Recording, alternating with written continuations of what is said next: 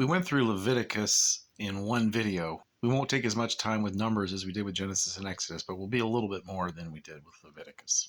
The first few chapters are about the census taken and about how they were to set up their camp in the wilderness. And there's genealogies of the Levites. And chapter 5 has that test for adultery we talked about in an earlier video. Then chapter 6 has the Nazirite vow. I'll probably do a video on the Nazirite vow at some later date.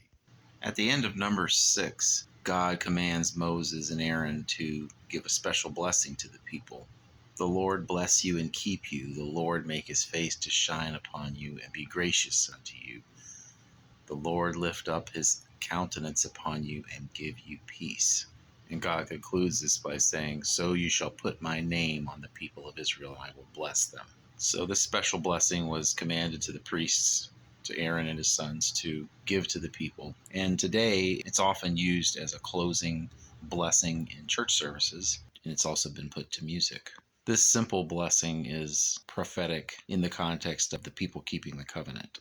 Chapter 7 and 8 are about the setting up of the tabernacle, consecrating it, and the lamps. In chapter 9 is the first observance of the Passover after the actual Passover. So it's been 1 year since the Passover where God took the Israelites out of Egypt. And there was a provision for someone who was either unclean or away on a journey for the Passover that they could observe it the next month. And also there was provision for non-Israelites to observe the Passover. Though I think in other places they're commanded to be circumcised. But we see that it was God's plan all along to bring Gentiles in. We don't get this displayed as fully as we do in the New Testament, but God's plan has always been from the beginning to bless the Gentiles through Abraham's seed, as he, in the very first passage promising Abraham in Genesis 12, he promised him that in you shall all the families of the earth be blessed. In chapter 10, the Israelites finally leave the wilderness of Sinai where they'd been given the law. So they carry out the process that was commanded for moving to the next place. Interestingly, Moses invites his brother-in-law, his non-Israelite brother-in-law, Hobab, to come with them. Apparently he knew the territory well and could be a good advisor, and Moses promised that whatever blessings God gives us, we'll share them with you. And Hobab says no, and then Moses asks him again. It doesn't actually say whether Hobab went with him, but it seems clear from other passages that Hobab did in fact go with him. They went on a 3-day journey. At least this is the next thing talked about. The people complain again about the food. They lament the fish and the leeks and the cucumbers and the melons and the garlic that they had in Egypt. And they say there's nothing to look at but this manna. So they despised the blessing of the Lord, that he had provided food for them, so they never had to worry about where the next meal was coming from. But they despised it and they wanted more variety. It seems there was also some non-Israelites who had come out of Egypt with them that are called a rabble. In 11:4, it says the rabble that was among them, and then it references Israelites, which it seems to indicate that the rabble is different from the Israelites. And in here and after all the complaining, Moses reaches something of a breaking point, and he gets really upset with God and says, why have you done this to me? And he says, if you're going to treat me this way, just kill me now. This is just too much for me. So God tells Moses to choose 70 elders of Israel to help him. His father-in-law had previously told him to get people to help him in terms of judging the people, but as far as being the leader, Moses had it all the burden on himself. So God tells him to pick 70 elders.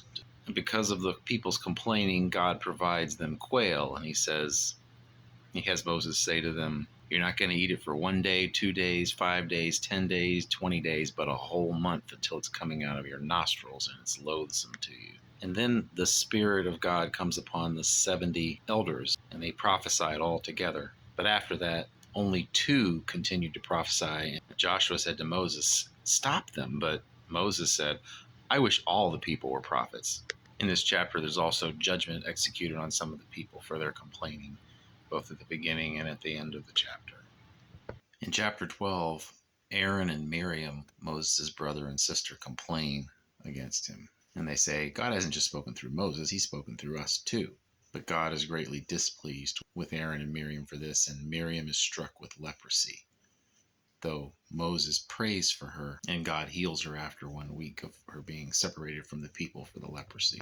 Numbers 13 is a critical chapter. It's where God has Moses send 12 spies, one from each tribe, into the land to spy it out. They go spy out the land, and 10 of the spies say, yeah, there's all this great stuff there, but there's just that we can't handle all those people there. There's just too many. They're too big.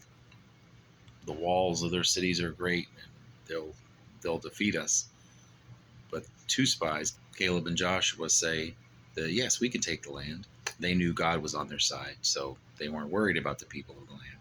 But the other spies brought back an evil report of the land, and they said it devours its inhabitants, and the people there are very, very big, so that the people would not support going into the land. And in chapter 14, the people decide, let's appoint a leader and go back to Egypt. Caleb and Joshua try to convince the people, if the Lord delights in us, he can bring us into the land. But they didn't listen to them. In fact, they wanted to stone them.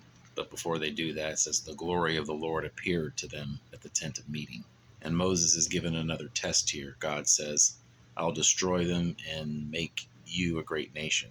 And Moses intercedes once again, as he's done before. This time he says that the people who've heard about what God has done bringing the people out of Israel, they'll just say, well, it's the Lord was not able to bring them into the land, and that's why he killed them in the desert. And so Moses begs God, forgive them as you've forgiven them up till now.